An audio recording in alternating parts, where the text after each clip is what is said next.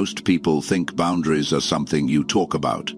They think boundaries are about saying no. They think it's about long, emotional conversations, explaining your needs, repeating the same speech over and over again. Please stop talking to me like that.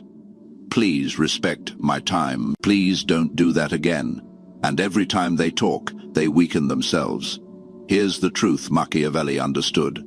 The moment you ask for respect, you admit you don't have it. Respect that must be requested is not respect, it is charity. Real boundaries are never spoken, they are felt. People don't respect what you say. People respect what you enforce. Real boundaries don't live in your mouth. They live in your behavior. They live in your silence. They live in the consequences that follow disrespect. Consequences you never announce. This is how powerful people operate. This is how Machiavelli trained princes to control entire nations. And today, you learn the 10 laws of invisible boundaries. The laws that make people respect you without you ever asking. Every law feeds the next. Ignore even one, and you break the chain of power. So listen carefully. Let's begin. Law 1. The law of silent non-reaction. There is something terrifying about a person who remains emotionally still. Most people explode when they feel disrespected. They shout, they argue, they rush to prove they were right or good or misunderstood. But the moment you do that, you hand all your power to the other person, because explaining yourself is a form of submission. It shows that their opinion of you has the ability to disturb your peace. A Machiavellian mind reacts differently. When someone crosses your line, you do not defend yourself, you do not correct them, you do not fight the narrative, you simply go silent. And this silence is not emptiness. It is an entire presence in itself, a weight, a mirror that forces the person to watch themselves. Humans are psychologically uncomfortable with silence, especially when they know they crossed a line. Their guilt grows in the void. Their anxiety fills the room. They begin talking more, explaining more, apologizing more, trying to repair something you didn't even acknowledge. Your stillness becomes their punishment, and next time, before they try to test you, a memory flashes in their mind. That moment you looked at them and said absolutely nothing, and they will not want to feel that again. This is not silence as avoidance. It is silence as authority. Law 2, the law of unannounced consequences. The average person believes boundaries work like rules. You speak them, you ask others to respect them, and people magically comply. This is not how human psychology operates. People don't respect the boundary, people respect the consequences of crossing it. But here is the trick. You never announce the consequence. You simply execute it. Imagine someone talks to you disrespectfully. An average person might say, "I don't appreciate that tone, please stop." But Machiavellian boundaries are different. You don't warn, you don't argue, you don't negotiate. You simply stop engaging at the same level. Your responses become shorter, your presence becomes colder, your time becomes less available. They feel the shift instantly, they feel the loss of access. They feel the door closing without you ever touching the handle. This is why unannounced consequences are powerful. People fear what they cannot predict. They correct themselves not because you argued, but because they don't want to trigger that invisible punishment again. Boundaries spoken can be debated. Boundaries enforced cannot. Law 3, the law of scarce access. Respect is always tied to scarcity. When you are always available, always answering, always present, people begin to believe your time is cheap because you treat it cheaply. Your availability becomes background noise. But when your presence is scarce, everything you do becomes valuable. Think of the people you respect most. It is never the ones who are always around. It is the ones who are selective, controlled, intentional. When you stop giving constant access, people suddenly notice your absence, and this absence becomes a form of boundary, one stronger than any speech. Your time becomes a privilege. Your replies become rewards. Your presence becomes currency. Scarcity forces people to adjust their behavior. They speak more respectfully. They choose their words more carefully. They show up differently because they know they are not entitled to you. Scarcity rewires the entire dynamic without you saying a single sentence. Law 4. The law of controlled energy.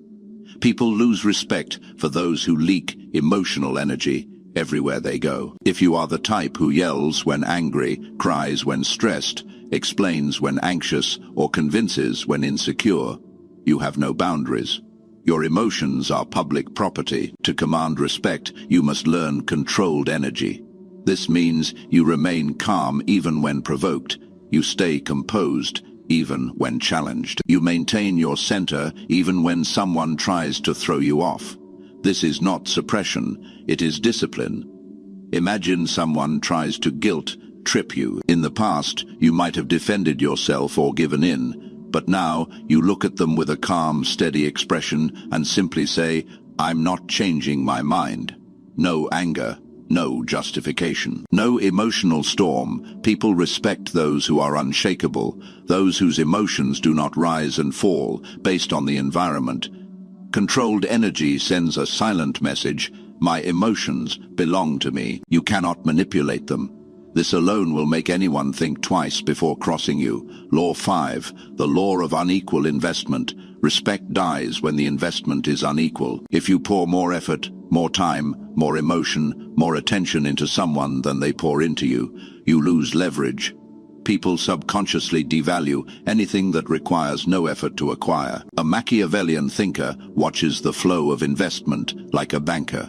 If they notice they are giving more than they're receiving, they withdraw quietly, calmly, strategically. The moment you stop over-investing, something remarkable happens. The other person becomes aware of your value. They start chasing more. They start trying harder. They start noticing the imbalance and correcting it.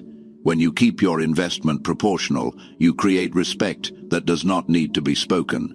They will feel compelled to meet your level, not because you asked, but because humans instinctively rise to match what they fear losing. Law 6, the law of cold finality. There will be moments where you must speak a boundary. But here is the Machiavellian secret: you speak it once and never again. Finality is more powerful than explanation. Most people repeat their boundaries again and again, hoping the other person will finally understand their feelings. This only trains others to ignore you. Finality is different. Finality looks like this: that won't work for me. No apology, no explanation, no emotional tone. Your boundary becomes a fact, not a discussion. People respect finality because it communicates something deeper than words. I am not negotiating my worth. And the moment someone senses you will not repeat yourself, they begin taking your boundaries seriously. Finality is the language of rulers. Explanations are the language of servants. Law 7, the law of social mystery. People cannot respect what they fully understand, and they cannot disrespect what they cannot predict. Mystery is one of the strongest psychological boundaries you can create. When people know too much about you, your insecurities, your fears, your triggers, they begin to take liberties. They push your buttons because they can see where they are. But when you reveal less, when you speak less, when you share only what is necessary, people cannot find the edges of your psyche. They cannot tell what hurts you. They cannot tell what motivates you. They cannot tell what bothers you. You become unreadable, and unreadable people are naturally respected. Mystery creates distance. Distance creates power. Power creates respect. Machiavelli warned rulers never to reveal their full intentions. Your life should be the same. Let people see the surface, never the map underneath. Law 8, the law of calculated distance. Distance is one of the most powerful boundary tools on Earth, and yet almost nobody uses it correctly. Most people confront. They argue. They demand apologies. This rarely works. It only gives the other person more power over your emotional state. Distance works differently. When someone crosses you, instead of fighting back, you simply take a step back from the relationship. Not dramatically, not in anger, but in a quiet, calm withdrawal. Maybe you respond slower. Maybe you appear less enthusiastic. Maybe you no longer share the same level of intimacy. Eventually, they feel a shift. the subtle drop in warmth, the missing energy they once took for granted. Distance makes people reflect. Distance makes them rethink. Distance makes them respect what they are afraid to lose. You transform from someone they can speak to however they want to someone whose presence can disappear if they aren't careful. This is boundary enforcement without a single word spoken. Law 9. The law of consistent self-prioritization. People treat you the way they see you. Treat yourself. If you bend your schedule for everyone, if you say yes when you want to say no, if you allow your time, your energy, and your peace to be taken without reciprocation, you are teaching the world a lesson. My needs are negotiable. A Machiavellian mind does the opposite. They guard their time like a king guards his throne. They rest when they need to rest. They decline invitations that drain them. They protect their focus without guilt. They choose themselves even if others do not understand. Self-prioritization is not selfish. It is foundational, because you cannot demand respect while betraying yourself. You cannot expect others to honor your time when you waste it. You cannot ask people to treat you well while you treat yourself like an afterthought. When people see you honor your own boundaries without explanation, they follow your example, not because you asked, but because you demonstrated. Law 10, the law of quiet detachment. This is the highest form of boundary, the most powerful, the most feared, the most respected. Detachment. Detachment means you want connection, but you don't need it. It means you love people, but you are not afraid to lose them. It means you care, but you do not collapse. When you live with quiet detachment, everything shifts. People treat you with more care. They avoid pushing too far. They stop taking liberties. They stop assuming you will tolerate disrespect because they can feel it. That silent truth. You are willing to walk away, not as a threat, not as a weapon, but as a simple fact of who you are. You do not stay where you are mistreated. You do not cling where you are not valued. You do not remain where your soul is neglected. Detachment is not coldness. It is self-respect in its purest form. People do not respect those who cannot leave. They respect those who choose to stay. Now, here is the final lesson. You do not get respect by asking for it. You get respect by becoming respectable. Listen to this carefully.